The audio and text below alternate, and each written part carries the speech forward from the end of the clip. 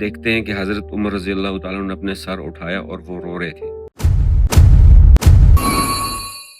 حضرت عمر رضی اللہ تعالیٰ عنہ کے دور میں جب کئی صحابہ نے اس بات پہ مشورہ کیا کہ ہمارے پاس عرب و عجم سے وفود آتے ہیں، ارد گرد کے بہت سے علاقوں سے وفود آتے ہیں، وہ وفود دیکھتے ہیں کہ حضرت عمر رضی اللہ تعالیٰ عنہ کے جسم پر وہی جبہ ہے، پرانا جبہ جس پہ 12 پیوند لگے ہوئے ہیں، اور وہ دیکھتے ہیں خلیفۃ المومنین ان کے جسم پر ایسا لباس ہے تو ان پہ برا اثر پڑتا ہے، کوئی اچھا اثر نہیں پڑتا۔ تو تمام صحابہ کرام نے مشورہ کیا کہ آیا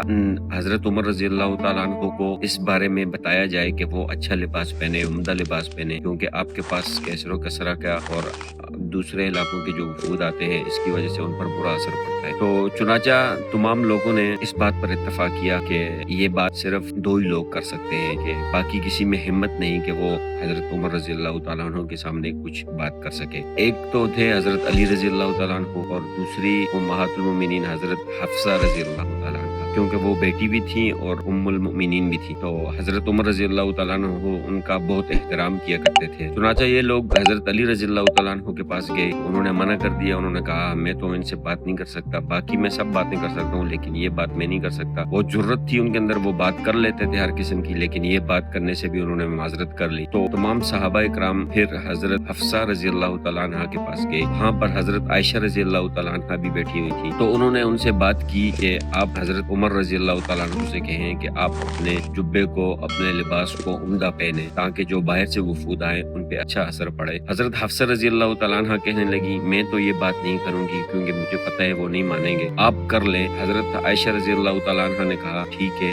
میں یہ بات کر لوں گی۔ چنانچہ وہ دونوں حضرت عمر رضی اللہ تعالیٰ عنہ کی خدمت میں حاضر ہوئے۔ حضرت عمر رضی اللہ تعالیٰ عنہ نے ان کو بٹھایا، پھر ان سے وجہ پوچھی آنے کی۔ حضرت عائشہ رضی اللہ تعالیٰ عنہ کہنے لگی کہ آپ کو معلوم ہے کہ نبی علیہ السلام اپنے راستے پہ چلے، انہوں نے اللہ تعالیٰ کا پیغام بالکل ٹھیک پہنچایا، انہوں نے وہ سب کچھ کیا جو اللہ تعالیٰ نے ان کو کہا تھا، اور پھر اسی راستے میں وہ چلے، خود دنیا سے رخصت ہو گئے، نہ ان کو دنیا کی رغبت تھی نہ دنیا ان کے پاس آئی۔ پھر اس کے بعد ان کے خلیفہ حضرت ابو بکر صدیق رضی اللہ تعالیٰ عنہ وہ بھی اپنے محبوب دوست کے طریقوں پر چلے، اللہ کے رستوں پر چلے، انہوں نے فتح حاصل کی، اہل باطل کو مٹا دیا، اور جو اسلام کے خلاف تھے، جو دشمنان اسلام تھے، ان سب کا کلا کما کر دیا، اور انہوں نے بھی کبھی دنیا حاصل کرنے کی کوشش نہیں کی اور نہ دنیا ان کے پاس آئی۔ لیکن ہم آپ کو یہ کہتے ہیں کہ آپ کے پاس کیسر و کسرہ کے فتوحات ہیں، آپ نے بہت سارے ملکوں کو فتح کیا ہے، آپ کے دور میں بہت سارے لوگ مسلمان ہوئے ہیں، اسلام پھیلا پھولا ہے، لہٰذا آپ اپنے کپڑوں کو، اپنے لباس کو بہتر کر لیں۔ جب وہ پوری بات کر چکی تو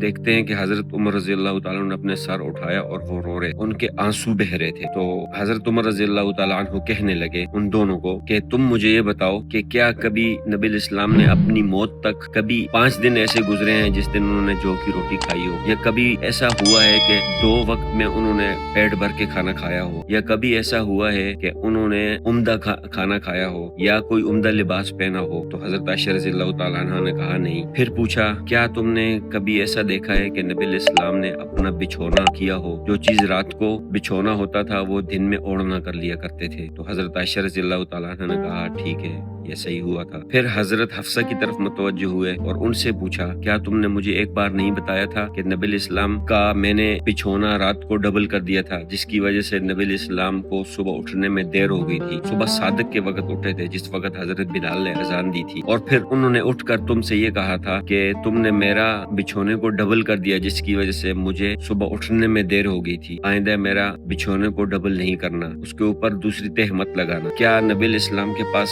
یہ نہیں تھا حق کہ وہ دنیا حاصل کر لیتے، کہ دنیا کی ہر نعمتیں ان کو مل جاتی؟ حضرت عمر رضی اللہ تعالیٰ نے پوری بات کی، اور پھر اس کے بعد میں یہ فرمایا کہ میں اپنے دونوں دوستوں کے ساتھ جیسے وہ چل رہے تھے میں ایسے چلنا چاہتا ہوں، تاکہ میں کل جنت میں ان سے بالکل ان کے قریب ملوں جیسا وہ دنیا میں میرے قریب تھے۔ تو حضرت عائشہ اور حضرت حفصہ رضی اللہ تعالیٰ عنہما یہ دونوں اٹھ کر وہاں سے چلی گئیں اور جا کے صحابہ کرام کو کہا کہ حضرت عمر رضی اللہ تعالیٰ عنہ نہیں مانیں گے، وہ اسی راستے پر چلیں گے جس راستے راستے پر ان کے دو دوست یا دو ان کے ساتھی حضور صلی اللہ علیہ وسلم اور حضرت ابوبکر صدیق جس راستے پر چلے تھے وہ اس راستے سے کبھی بھی نہیں ہٹیں گے، لہٰذا آپ ان کو ان کے حال پر چھوڑ دیں۔ کئی بار ایسا ہوا کہ حضرت عمر رضی اللہ تعالیٰ عنہ کے پاس وفود آتے تھے تو وہ ان کے سامنے اچھا عمدہ کھانا رکھ دیتے تھے اور خود ایسا کھانا کھاتے تھے کہ جو کہ بہت مشکل سے حلق سے بھی اترتا تھا۔ انہوں نے پوری زندگی اسی طرح گزاری اور وہ یہ کہتے تھے کہ میں تو اپنی نیکیوں کا بدلہ آخرت میں لوں گا، میں عمدہ کھانے کھا کر اپنی نیکیوں کو آخرت کے بدلے میں ضائع نہیں کرنا چاہتا، میں تو اپنے ان دونوں ساتھیوں کے راستے پر چلنا چاہتا ہوں جن رستوں پر وہ چلے، تاکہ میں قیامت میں کل جنت میں ان کے ساتھ وہیں پر جا ملوں کہ